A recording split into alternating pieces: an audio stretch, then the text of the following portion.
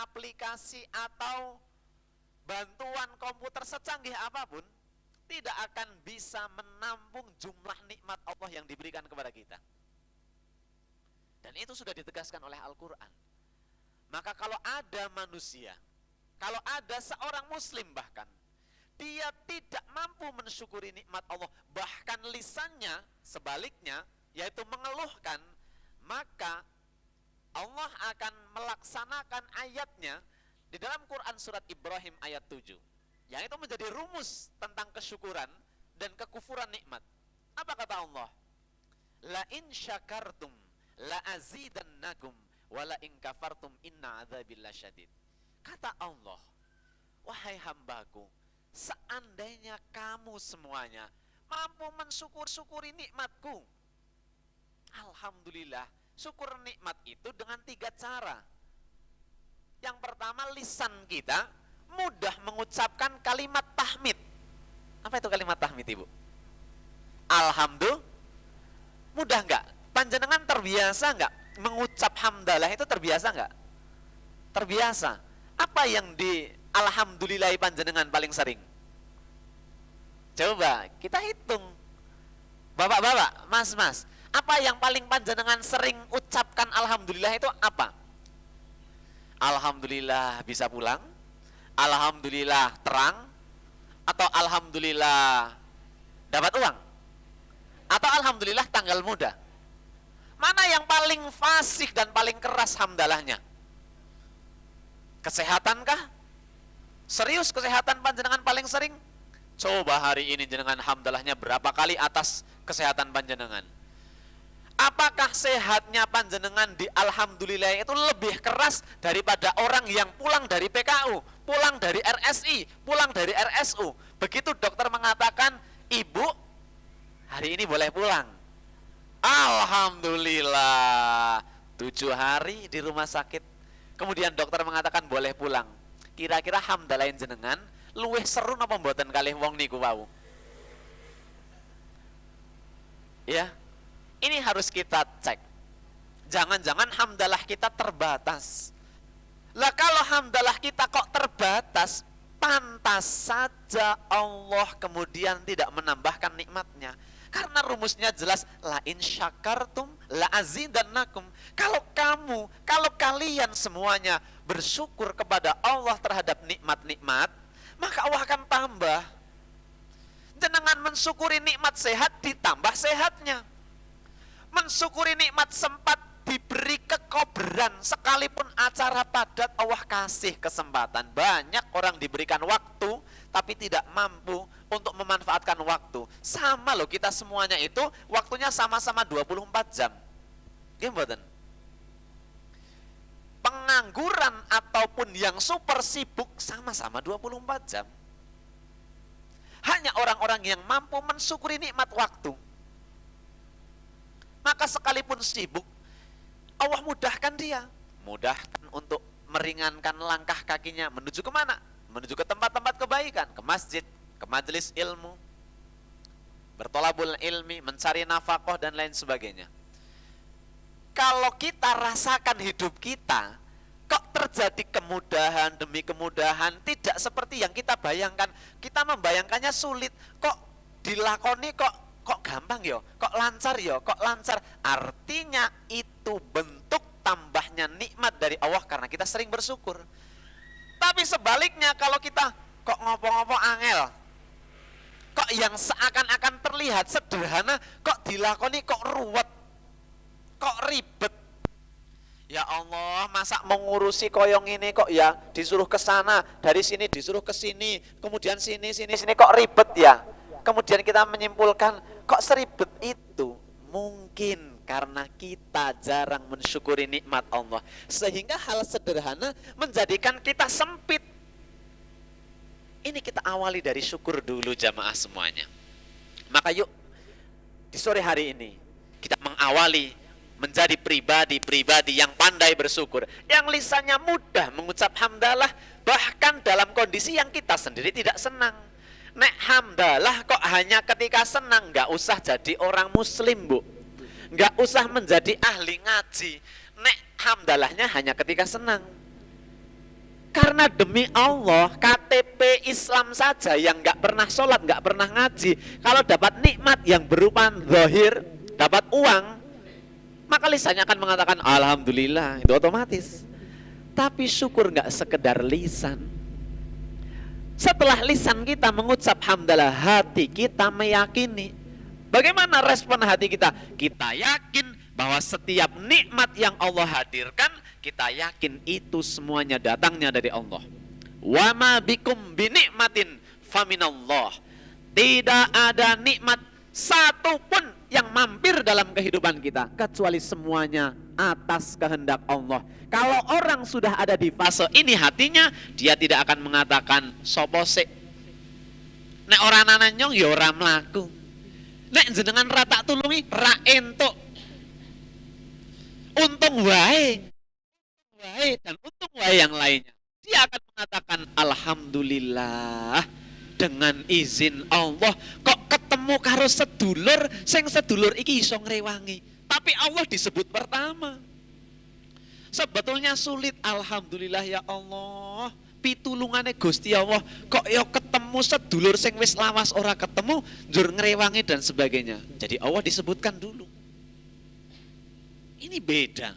Seakan-akan simpel, tetapi ini penting banget. Itu kesyukuran dari hati.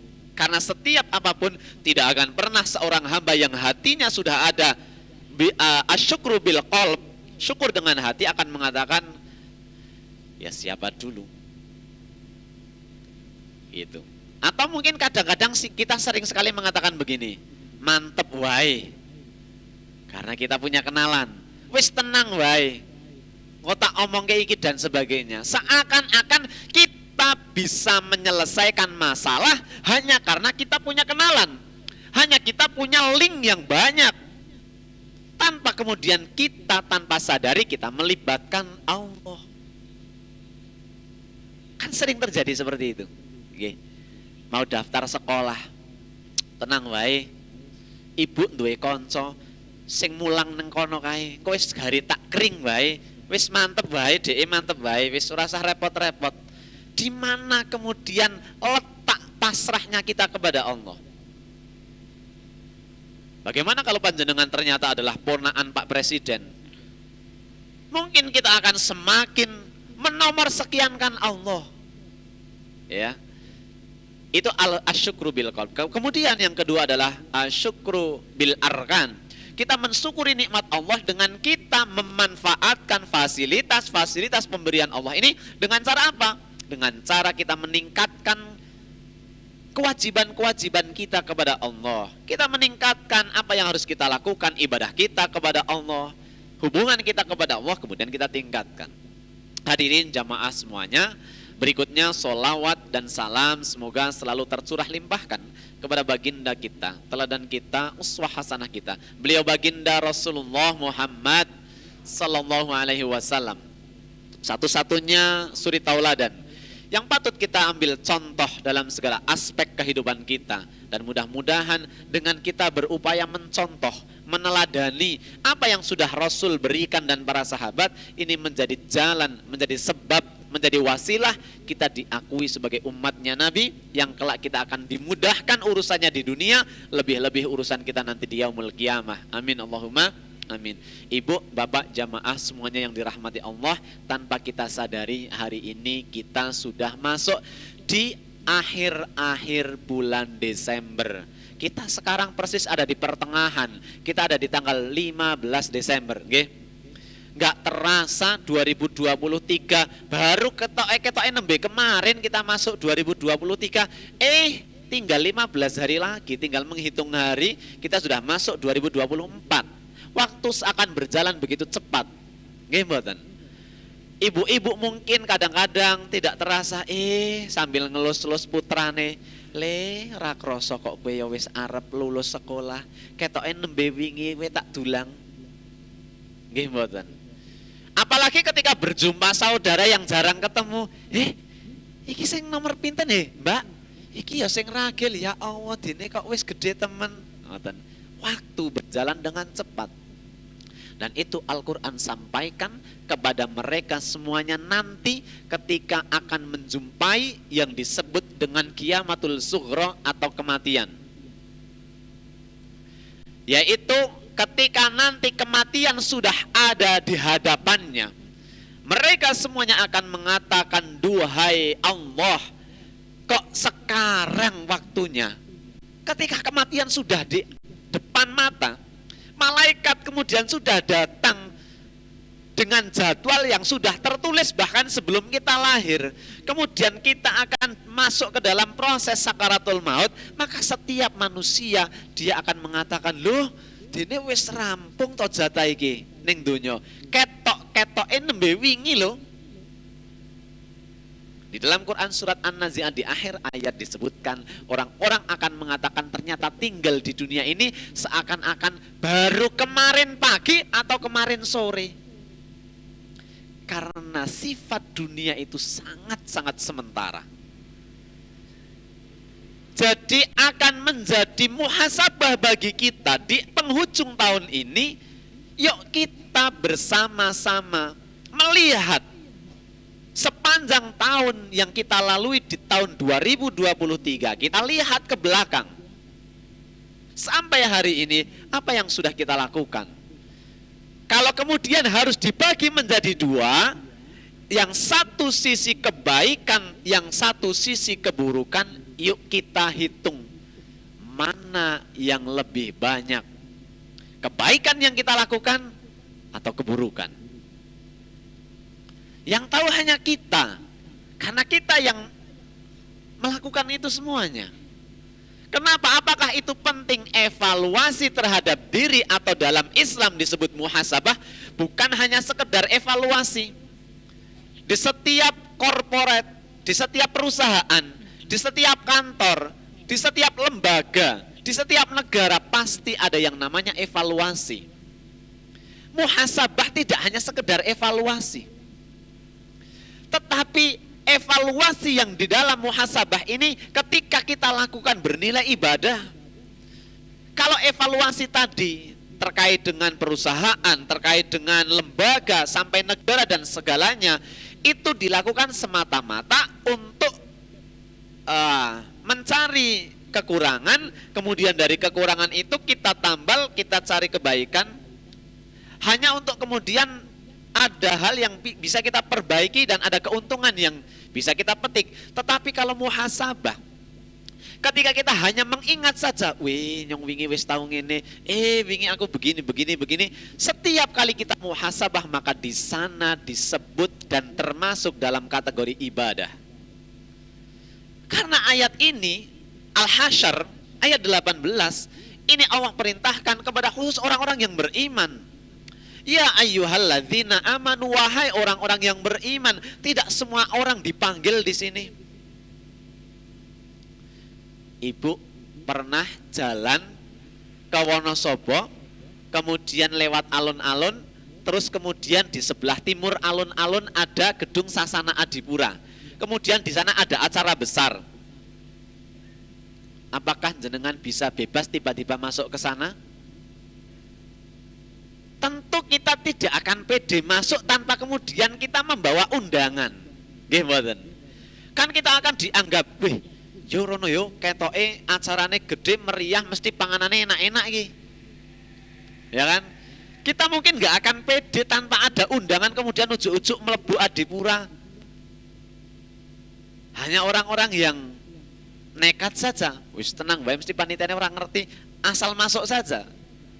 Mungkin ada yang pernah seperti itu. Tetapi bagi orang yang sadar, wah ngapain sekalipun acaranya besar, toh kita nggak diundang. Sama dengan ayat ini, hanya orang-orang yang memiliki iman yang diundang. Dari ayat ini, ya ayyuhalladzina amanu, dan ayat-ayat yang lain yang diawali dengan kalimat yang sama. Setelah pemanggilan orang-orang yang beriman di sana, yang pertama, ya ayyuhalladzina amanu taqullah, bertakwalah sekalian kalian manusia.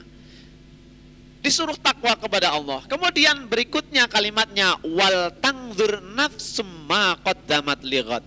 Dan hendaklah setiap kalian orang yang beriman, setiap kalian yang merasa dalam dadanya ada iman, yang hatinya merasa punya nilai keimanan, maka lihatlah diri kalian. Perintahnya adalah melihat siapa?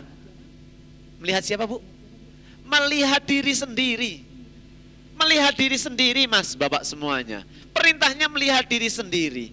Agama memerintahkan kita untuk melihat diri. Kenapa? Karena tidak semua manusia mampu melihat diri sendiri. Jangan bisa melihat diri sendiri. Tanpa alat bantu yang disebut cermin, sulit untuk melihat diri kita. Nggih. Ibu-ibu habis beli gamis baru, habis beli jilbab baru, atau habis jahit seragam baru. Pas pakai, butuh kaca enggak jenengan? Mas-mas habis mandi, kemudian mau acara keluar, mau sisiran, butuh kaca enggak kita? Apalagi habis potong rambut misal mas-masnya. Kita butuh kaca. Untuk apa? Untuk melihat diri kita. Enggak mudah melihat diri sendiri. Sekalipun kita pakai alat bantu yang disebut cermin, dan kita melihat diri kita di cermin itu, cerminnya paling gede. Seluruhnya dari ujung kepala sampai ujung kaki kelihatan karena cerminnya panjang besar. Itu pun kita tidak mampu melihat diri kita, visi kita 100%. Kenapa? Bagian belakang kita nggak bisa kita lihat. Gimana? Kalau kita mau melihat depan dan belakang bagian kita, cerminnya harus dua. Depan ada cermin, belakang ada cermin. Pernah senam, Ibu? Di ruangan yang ada cerminnya depan, belakang, samping-samping. Nah, kalau cerminnya lengkap baru kita bisa melihat. Nggih. Jadi sudah pakai alat bantu bernama cermin saja, kita belum mampu melihat diri kita seutuhnya. Apalagi bagian belakang kita. Wong nek jenengan diaru-arui kancane, mbak, kuwi jenengan jilbab mrene kena ngopo Endi, ora ketok mboten. Terus kita nanyakan sama teman kita. Mas ki ana apa nih, Mas? Sulit melihat diri kita, apalagi bagian belakang atau keburukan kita. Maka dalam pepatah Jawa kadang-kadang ada istilah wong kok orang ngilo gitoke, karena memang nggak bisa coba jenengan melihat gitok sendiri. Kalau ada saya kasih hadiah. Ada? Nggak bisa. Artinya memang secara praktek dan agama memerintahkan untuk melihat diri sendiri, ternyata itu bukan perkara yang mudah melihat diri. Kita lebih pandai, kita lebih fasih melihat orang lain. Apalagi ketika melihat orang lain, kita nggak sendirian, ada kawan di sebelahnya. Kemudian kita melihat orang lain, non-stop satu malam nggak selesai. Misal ibu nih tadi, bapak nih, mas-mas nih, mbak-mbak, sudah duduk di sini, sudah di masjid, acara belum dimulai. Saya belum datang, acara memang belum dimulai. Datang orang satu set, daripada nganggur.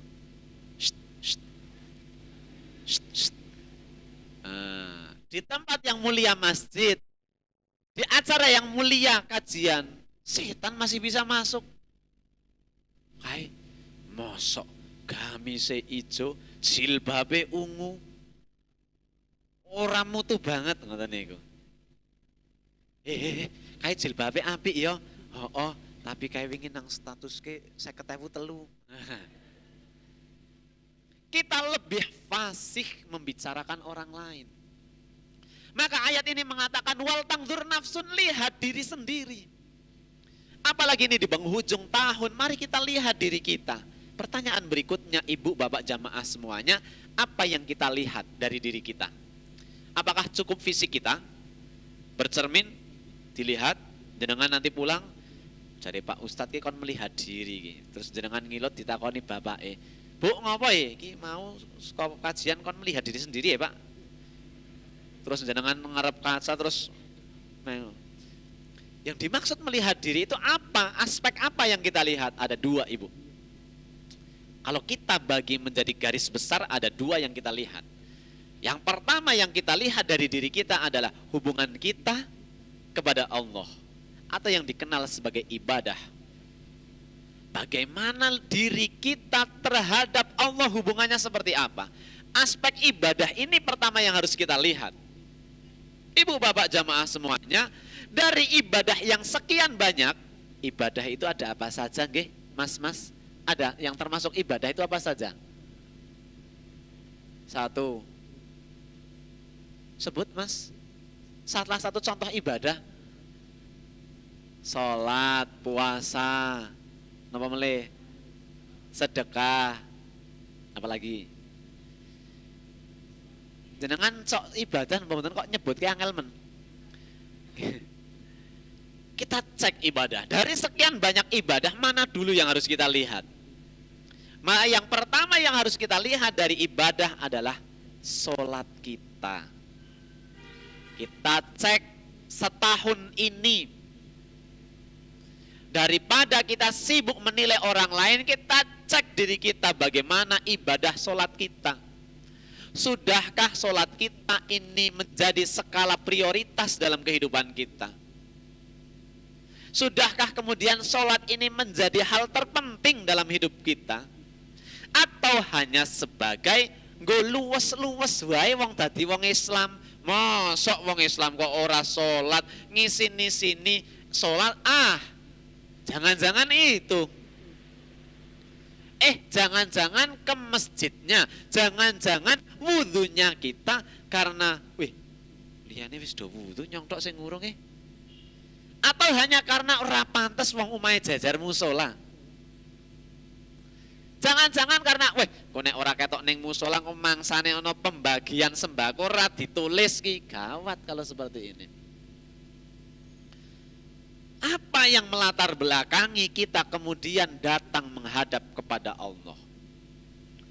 Karena banyak dalil, banyak para ulama, banyak para asatid, para kiai, para ahli hikmah mengatakan jika ingin hidupmu berubah, jika ingin kau perbaiki kualitas hidupmu, maka perbaiki sholatmu. Itu yang pertama. Maka ayo jamaah semuanya, kalau dalam kehidupan kita ada 1-2 halang rintang, ada masalah yang datang dalam kehidupan kita, apapun bentuk masalahnya, karena setiap kita punya masalah. Ibu bapak tidak perlu risau kemudian hati mengatakan kayaknya nyong tok lho sing susah nang kene. Semua ketok emang keluargane nyong lho sing ono masalah. Ketok emang baninya saya sing perkarane ora rampung-rampung. Semua punya masalah. Karena setiap yang bernyawa Allah akan kasih. Maka kalau kita menyadari dalam kehidupan kita ada problematika, maka hal pertama kalau kita ingin selesai permasalahannya, kalau ingin segera diberikan jalan keluar, maka perbaiki dulu sholat kita. Kalau sholat kita sudah kita perbaiki, maka Allah akan carikan jalan-jalan keluarnya. Sholat itu salah satu indikator kita takwa kepada Allah. Karena ayat ini mengatakan ittaqullah ya ayyuhalladzina amanu taqullah, sebelum perintah melihat diri sendiri. Takwa itu seakan-akan kita mengikuti perintahnya dan menjauhi larangannya. Maka kalau ada orang bertakwa, kata Allah, wa may yattaqillah yaj'al lahu makhraja. Begitu Quran surat At-Tolak mengatakan, barang siapa takwa sama Allah, barang siapa kemudian memperbaiki sholatnya, maka Allah yaj'al lahu makhraja, Allah akan kasih jalan keluar. Kalau panjenengan merasa mikir kok mumet, apalagi kemudian tidak dibantu berpikir oleh pasangannya, Pak jenengan ngejan, atau bapak-bapaknya lah orang ngerewangi mikir malahan nambahi pikir umpamane. Kenapa? Karena mungkin kita tidak memperbaiki sholat kita. Ayo kita cek sholat kita sepanjang tahun ini seperti apa. Kalau kemudian datang waktu-waktu sholat, respon kita seperti apa? Apakah kemudian Allah itu sudah menjadi prioritas utama kita?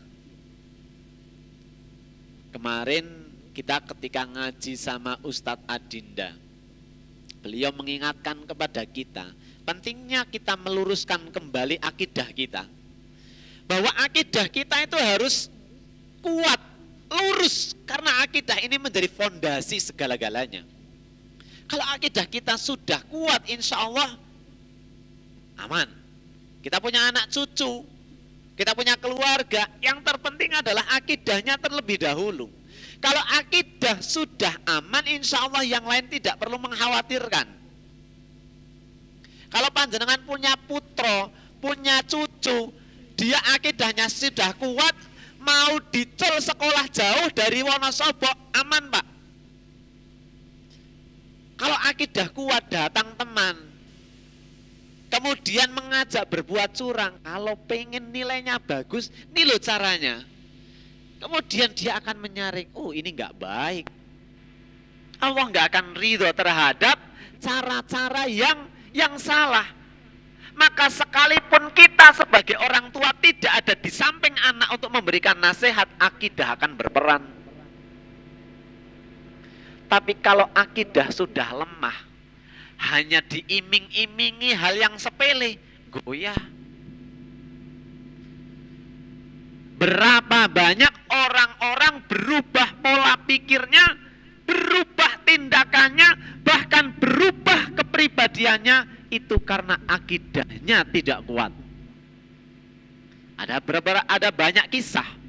Salah satunya kisah yang cukup populer ketika salah seorang perdana menteri di salah satu negara, dia naik taksi karena satu dua hal yang kemudian dia tidak bisa diantar oleh sopir pribadinya.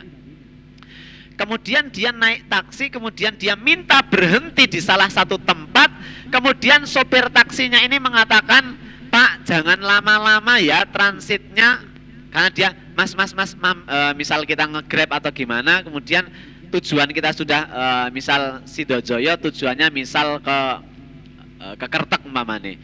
Sebelum sampai Kertek kemudian jenengan mas mampir sebentar ya, saya mau gini. Si supir ini kemudian mengatakan, Pak jangan lama-lama karena saya akan melihat pidato Perdana Menteri. Saya sudah antusias banget. Kemudian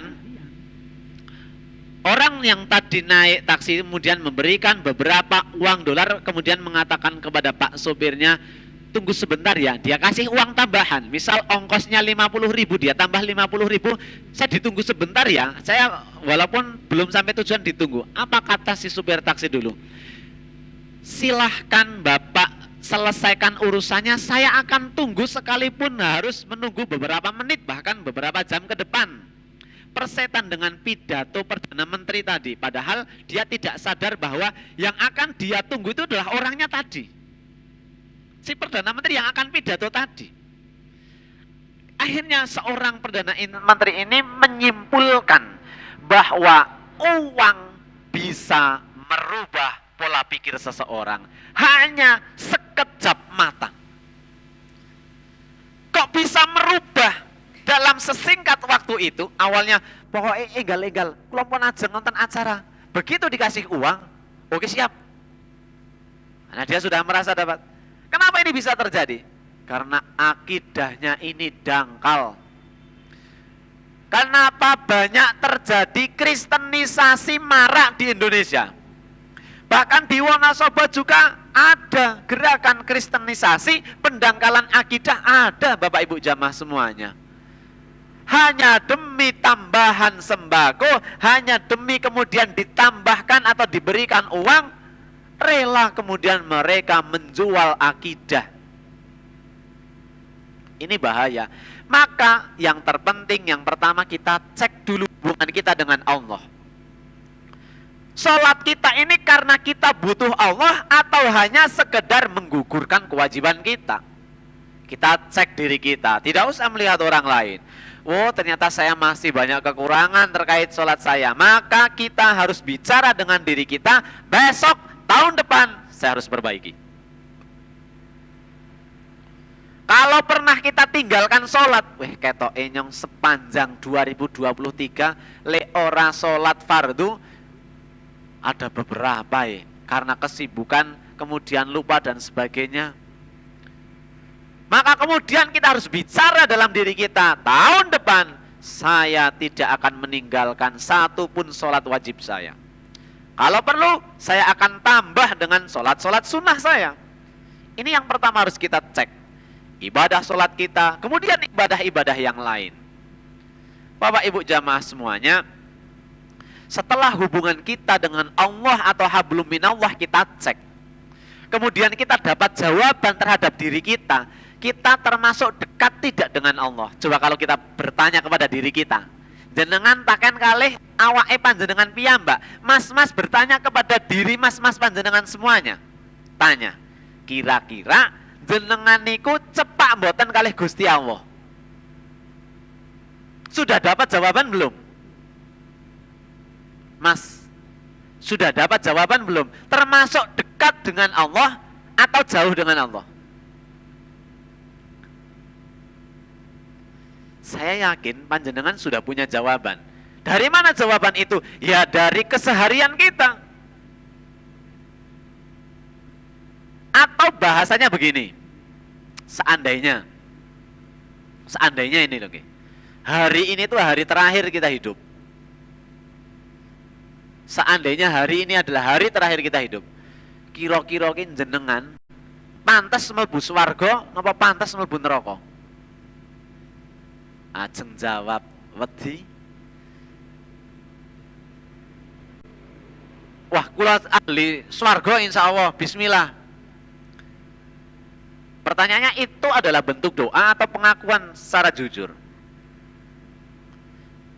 Kita akan bisa menilai diri kita dekat tidak dengan Allah Subhanahu wa taala. Kalau kok jawaban panjenengan menemukan ketok-ketoke urung patiya cepak lho karo Gusti Allah, nyong ketok-ketoke isih adoh karo Gusti Allah, minta diberikan usia panjang. Dengan usia itu mudah-mudahan kita bisa memperbaiki diri kita dan memperbaiki hubungan kita dengan Allah, semakin dekat dengan semakin dekat. Bapak Ibu jamaah semuanya, jenengan pernah nggak merasa mumet? Bukan mumet pusing penyakit, bukan, mumet pikiran, pernah nggak? Nate, ibu nate ngeraos mumet. Mas pernah mumet pikiran? Napa setiap hari? Setiap hari mumet, nggih. Pertanyaannya begini, kalau kemudian kita semuanya mengalami masalah, kemudian kita ini kok mumet, nggih.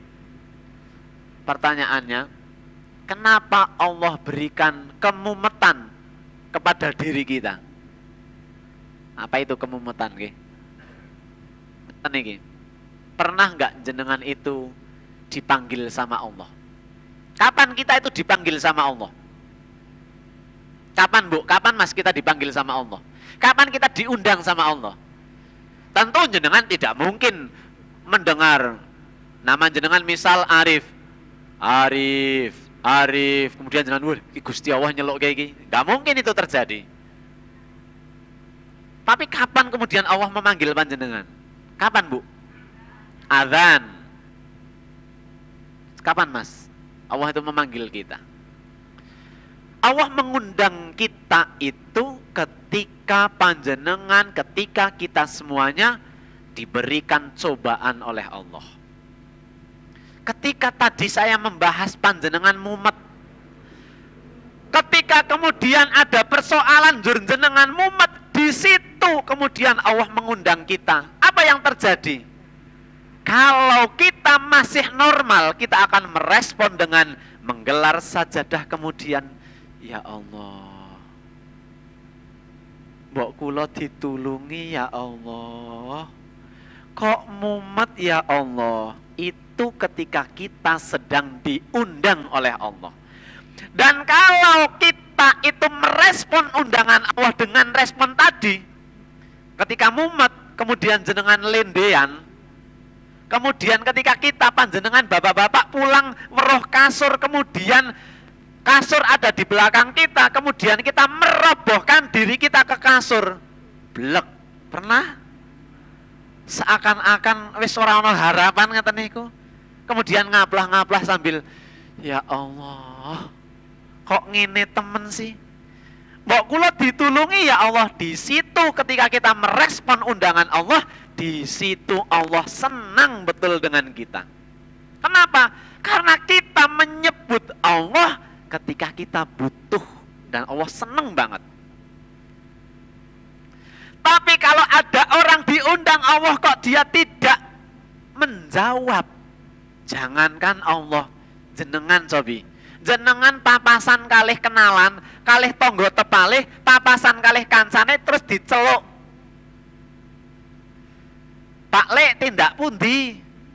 Mbak, saking pundi? Kemudian yang dipanggil itu enggak merespon, jalan gitu aja. Gimana responnya Bu?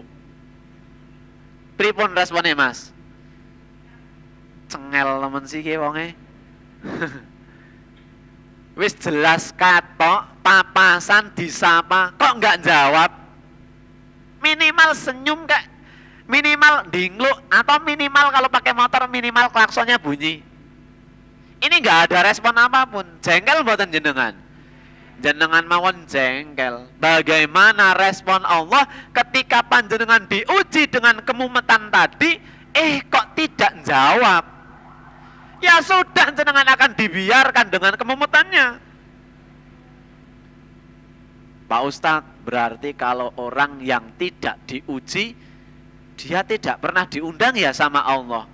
Kalau ada orang kok hidupnya lurus-lurus saja, lancar-lancar saja, ekonomi lancar, keluarga harmonis, anak-anak solih-solihah, usahanya lancar, berarti nggak pernah diundang sama Allah.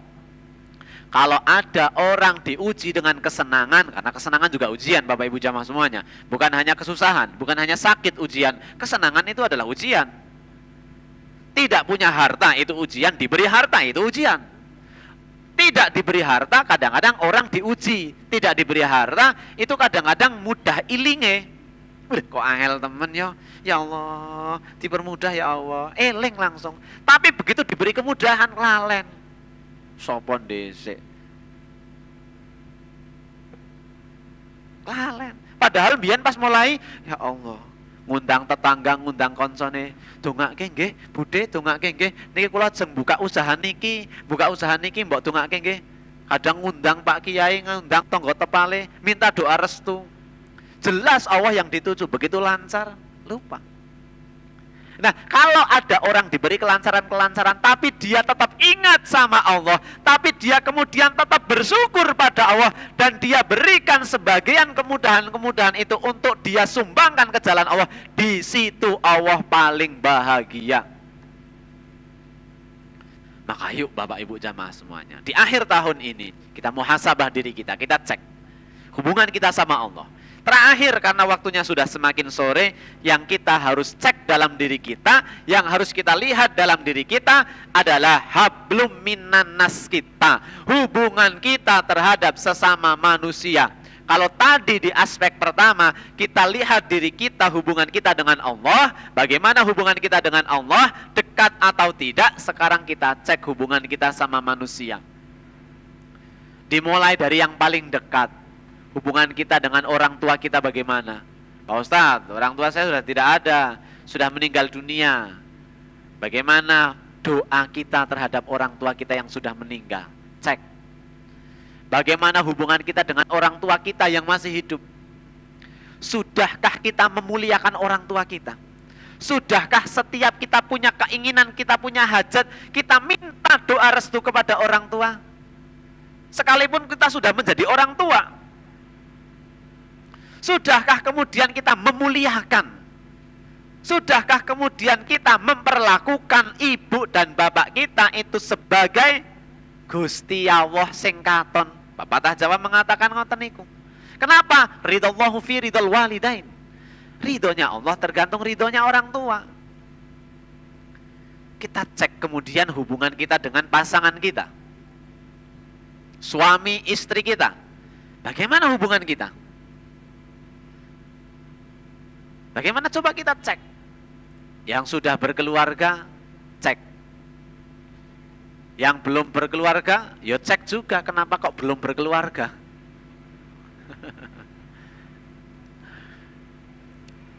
Ini penting Bapak Ibu jamaah semuanya. Jangan-jangan kita membangun rumah tangga tujuan kita melenceng dari yang seharusnya Islam itu menginginkan. Ibu, bapak, berapa tahun usia pernikahan panjenengan? Apakah kemudian hari ini itu sudah semakin dekat dengan tujuan pernikahan dulu? Atau semakin jauh? Kalau ada yang menjawab, Bu, jenengan dulu nikah itu tujuannya apa? Mas, dulu panjenengan ketika panjenengan nikah itu tujuannya apa? Ibadah, keren banget, top. Karena memang ibadah terpanjang itu adalah rumah tangga. Nggak ada habisnya. Bahkan separuh dari ibadah itu ya rumah tangga. Tapi apakah benar-benar niatnya itu untuk ibadah? Kita cek kalau niatnya untuk ibadah, apakah kemudian ketika kita memuliakan pasangan kita, kita niati ibadah? Kalau bapak-bapak dulu menikah niatnya ibadah, apakah setiap mencari rizki diniatkan sebagai ibadah? Kalau niatnya untuk ibadah, mustahil dalam mencari rizki kita akan curang.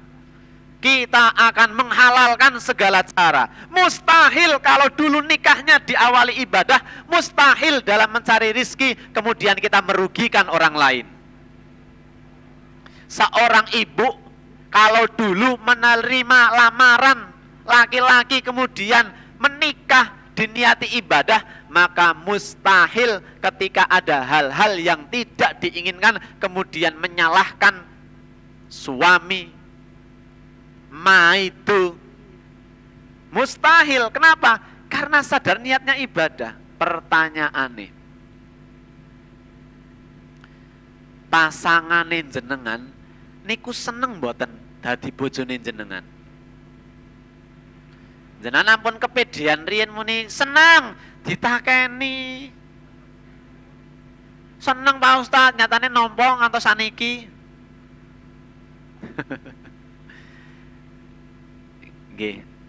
Ini menjadi evaluasi untuk kita. Kenapa? Karena rumah kita itu harusnya menjadi tempat ibadah kita paling indah.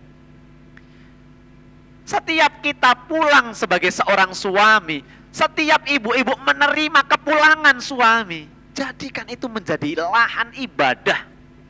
Jadikan itu sebagai sumber turunnya ridha Allah dan keberkahan Allah. Lewat apa? Lewat rumah tangga itu. Yang bapak-bapak berikan apa yang kita cari dalam rangka ini menafkahi, karena ini adalah kewajiban, dan kewajiban ketika dilakukan adalah bentuk ibadah. Berikan pelayanan terbaik, karena senyum dari seorang istri itu ibadah yang gede luar biasa. Cukup tersenyum tanpa ada pertanyaan yang menggores hati, ibadah luar biasa, Bu. Jenengan pengen mlebu swarga mboten, Bu? Dijawab yang keras, Bu. Pengen mlebu swarga mboten? Kalau ingin masuk surga, maka carilah ridho suami. Carilah apa, Bu? Ridho suami. Kalau suami sudah mengatakan dalam hatinya, ya Allah, dalam doanya suami kok mengatakan, ya Allah, demi Engkau zat yang menguasai seluruh alam semesta, saya 25 tahun memimpin keluarga saya ridho terhadap semua apa yang dilakukan istri saya, maka demi Allah jenengan ahli surga, Bu. Pertanyaannya, suami jenengan sudah seperti itu apa belum?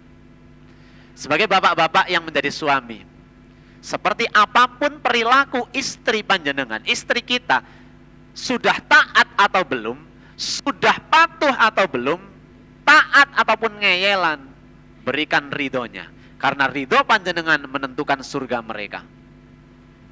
Jangan pernah berharap pasangan kita, wahai bapak-bapak para suami, jangan pernah berharap bahwa istri kita itu adalah seperti halnya Fatimah. Jangan pernah berharap mereka seperti halnya Aisyah atau Khadijah. Mustahil. Kita salah naruh anduk saja ngomel-ngomel kan.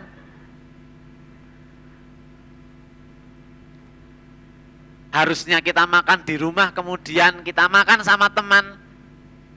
Besok nggak masak lagi umpamane.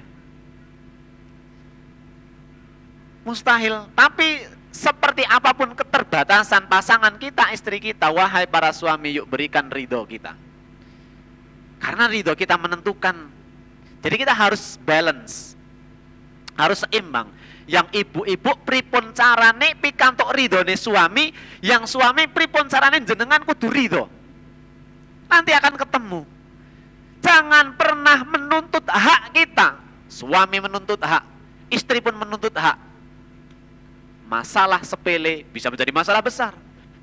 Tapi berikan kewajiban kita. Suami berikan kewajiban, bahwa kewajiban suami adalah memberikan nafkah. Nafkah lahir, nafkah batin. Berikan sandang, papan, pangan terbaik untuk istri kita. Semampu kita, itu kita berikan yang terbaik. Insya Allah itu menjadi pahala yang besar.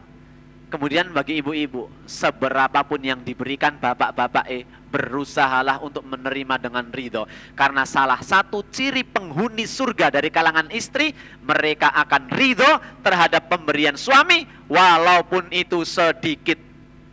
Kalau ibu-ibu ridho terhadap pemberian suami, kalau diberi banyak, itu nggak usah jadi orang muslimah. Kalau ridho terhadap suami dengan nominal yang gede, nggak perlu ngaji, Bu. Orang yang nggak Islam pun kalau diberi uang yang banyak pasti ridho, pasti bilang I love you papa. Nggak usah ngaji.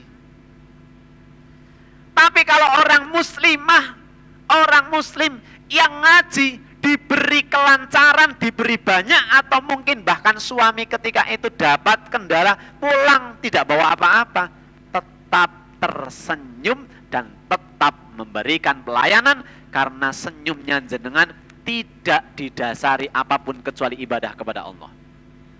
Maka itu jenengan akan menjadi ahli surga. Karena pertanyaannya tadi, pengen masuk surga atau tidak, tinggal tentukan pilihannya. Maka ayo ibu, maka ayo bapak, kita sama-sama. Kita bermuhasabah dalam habluminanas kita. Sebelum kita membahas diri kita terhadap orang lain, bahas diri kita terhadap orang-orang terdekat kita. Kalau kita di sini sebagai orang tua, bagaimana sikap kita kepada anak-anak? Apakah dalam mendidik anak-anak kita itu kita sudah berlandaskan ibadah kepada Allah? Jangan-jangan lepan jenengan nyeneni niku, Bu, jenengan kok seneng temen nyeneni putrane? Niki mendidik Pak Ustadz, dalam rangka mendidik saestu mendidik. Nek kira-kira jenengan nyalini putrane, bar nyalini rapi nembe Pak Pung, kemudian baru beberapa menit wis reget, terus jenengan marah-marah, apakah marahnya jenengan diniati ibadah? Ya Allah, klambine anyar nembe wae tuku, urung ngasih ketemu karo simbah, wong arep silaturahmi ngono simbah. Wis reget kaya ngono dan sebagainya. Atau ketika jenengan dapat laporan dari gurunya, dari ustadz-ustadzahnya, kemudian jenengan kecewa dengan putrane, kemudian marah, apakah marahnya sudah dilandasi beribadah kepada Allah? Atau spontanitas naluri emak-emak? Yuk kita evaluasi diri kita di keluarga kita. Setelah kita evaluasi di tingkat lingkup rumah, kita berkembang kemudian lebih keluar rumah kita terhadap tetangga kanan dan kiri. Kita evaluasi ibu bapak, bagaimana hubungan kita dengan kanan kiri kita, karena itu menjadi penentu surga kita. Banyak orang dan sebagian orang, dia ada 4 kategori orang ini, Bu, dalam hal kita berhabluminawah dan berhabluminanas. 1, ada orang habluminawahnya bagus, habluminanasnya bagus. Ini golongan pertama yang paling top. Habluminawahnya bagus, habluminanasnya bagus. Kalih Gusti Allah nggih apik ngibadahi top, kalih menungso nggih penak. Niki orang yang paling top. Mudah-mudahan panjenengan semuanya yang ada di sini termasuk golongan pertama. Amin. Golongan kedua, habluminawahnya oke, tapi habluminanasnya tidak oke. Ahli ibadah, sholatnya top, selalu di masjid, baca Al-Quran, nggak pernah telat. Tapi tidak bagus dalam habluminanas. Ahli ibadah tapi sama manusia mudah sekali marah. Kalau kepetik sulit memaafkan. Kalau mendapatkan luka gampang mengatakan, jangan ngasih prek, sorry, padahal ahli baca Al-Quran. Kategori kedua, dia ahli ibadah, ahli hablum minallah, tapi nggak bagus ahli minanasnya. Golongan ketiga, ada orang hablum minanasnya keren banget, semedulur, kalih sedulure nyambung silaturahim, nopo-nopo langsung maring-maringan, beri bantuan kepada temannya, mboten etang-etung. Temannya susah, dia bantu. Dengar orang sakit, langsung dia jenguk. Dia mudah memberikan bantuannya, entengan kalau bahasa Jawane. Mboten mandang sinten-sinten, pokoknya angger niku dia bantu. Tapi nggak bagus hablum minallahnya. Orang ini ada model kayak gini, hablum minallahnya keren banget, tapi ra tau salat. Ramadan ya le puasa mung awal karo akhir, mung ngurmati ning kampung tok. Bar niku dolan ning Wonosobo ning pasar bakso. Padahal kalih wong apian. Wonten model kados niki. Oh, wonten, ini golongan ketiga, hablum minallahnya kurang bagus tapi kalih wong apik banget. Maka kadang-kadang kae senajan tindian gondrong ning karo wong apik, karo bocah cilik eman banget. Ning ora tau salat. Ning mboten tau sapa masjid. Mboten tahu poso. Onten golongan ketiga. Yang paling parah golongan keempat. Hubungan sama Allah nggak bagus, hubungan sama manusia merengkel. Niki sing naudzubillah min dzalik. Kalih Gusti Allah ora disenengi, mboten nate salat, mboten nate poso, mboten tangi ibadah, kalih sak padha-padha menungso disengiti. Naudzubillah.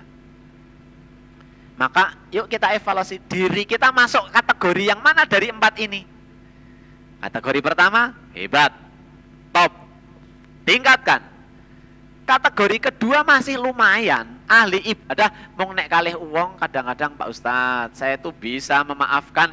Nek kelingan weruh wonge langsung kelingan lupute, kelingan banget kata-katane mak, jelep, lep kelingan. Kula tasih kelingan kata-katane. 20 tahun kepungkur, masya Allah teng riki cemlekit. Janjane pun memaafkan ning nek weruh wonge dereng saged pripun niku nyuwun tulung kalih Gusti Allah. Banyak baca Al-Qur'an, minta petunjuk. Karena sebaik-baik orang itu mereka yang mau memaafkan kesalahan orang lain sekalipun yang salah belum meminta maaf. Kalau golongan ketiga juga masih lumayan. Jenengan bagus sama orang bagus dan banyak didoakan, tinggal kemudian meningkatkan ibadah kepada Allah. Mudah-mudahan tidak ada yang masuk golongan keempat. Ya, Ibu Bapak jamaah semuanya, kiranya ini yang bisa kami sampaikan terkait dengan materi bagaimana kita harus bermuhasabah, yang harus kita sadari bahwa ini Allah perintahkan dalam Quran surat Al-Hasyr ayat ke-18 sekali lagi yang Allah sebutkan, ya ayyuhalladzina amanu taqullah wal tanzur nafsum ma qaddamat lighad. Wahai orang-orang yang beriman, bertakwalah kepada Allah, lihatlah diri kalian. Kenapa harus melihat? Untuk menata kita di masa yang akan datang. Bukan hanya menata di tahun 2024, bukan hanya menata masa yang akan datang, tapi lebih kepada bagaimana nasib kita nanti di yaumul qiyamah. Bagaimana nasib nanti kita di hadapan Allah. Apakah Allah akan menerima kita atau Allah akan mencampakkan kita, naudzubillah min dzalik. Mudah-mudahan dalam kita mengingat diri kita termasuk dalam rangka ibadah, sehingga Allah memberikan jalan kita kemudahan untuk memperbaiki diri kita masing-masing. Baik memperbaiki hablum minallah kita maupun memperbaiki hablum minannas kita. Itu saja Ibu Bapak jamaah semuanya. Mudah-mudahan setiap yang punya hajat, Ibu Bapak Allah mudahkan hajat-hajatnya. Yang punya keinginan, yang punya harapan di tahun ini sekalipun tinggal beberapa hari, kalau itu sudah panjenengan targetkan tanpa ada pelanggaran syariat, mudah-mudahan Allah mudahkan itu.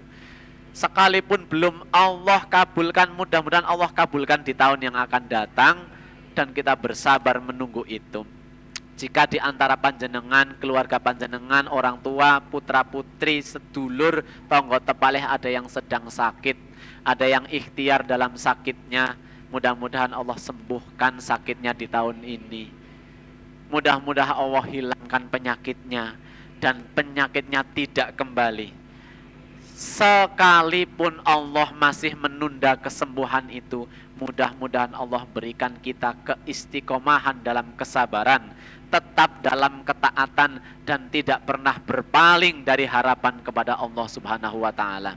Ibu, bapak, jamaah semuanya, sekali lagi, yang berbicara di sini bukan berarti yang paling baik, yang berbicara di sini bukan berarti yang paling solih, tetapi kita bersama-sama sesuai dengan yang diajarkan Rasulullah, kita dalam rangka tawasau bil haq wa tawasau bis sabr. Kita saling ingat mengingatkan sebagai sesama muslim. Mudah-mudahan itu menjadi jalan kita diridhai oleh Allah Subhanahu wa Ta'ala.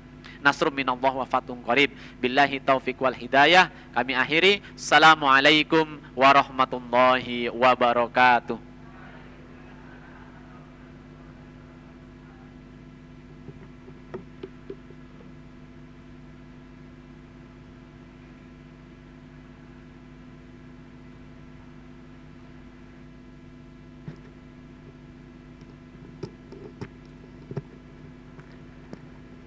Terima kasih kepada beliau Ustadz Dyah Syukurun Zaidi yang telah memberikan banyak sekali pelajaran kepada kita semua, ilmu kepada kita semua, salah satunya yaitu bagaimana kita bisa mensyukuri segala nikmat yang telah Allah berikan kepada kita. Dan salah satu cara terbaik untuk mensyukuri nikmat, salah satu cara terbagus untuk mensyukuri nikmat, yaitu dengan menggunakan nikmat itu untuk kita lebih mendekatkan diri ataupun menjaga jalinan kita kepada Allah, yaitu hablum minallah, dan juga bagaimana kita menjalin hubungan kita dengan manusia hablum minannas. Dan semoga Allah selalu menjadikan kita sebagai hamba-hamba yang selalu bersyukur, abdan syakuro, dan bukan menjadi hamba yang melupakan nikmat-nikmat yang telah Allah berikan kepada kita. Jamaah yang kami hormati, dengan berakhirnya tausiah tadi, maka purna sudah acara pada kesempatan kali ini. Saya selaku pembawa acara, apabila dari awal sampai akhir banyak sekali kata-kata yang kurang berkenan, saya mohon maaf yang sebesar-besarnya. Dan mari kita tutup acara pada kesempatan kali ini dengan membaca hamdalah bersama. Alhamdulillahirabbil alamin, subhanakallahumma wa bihamdika, asyhadu an la ilaha illa anta, astaghfiruka wa atubu ilaik. Astaghfirullahaladzim. Saya tutup. Wassalamualaikum warahmatullahi wabarakatuh.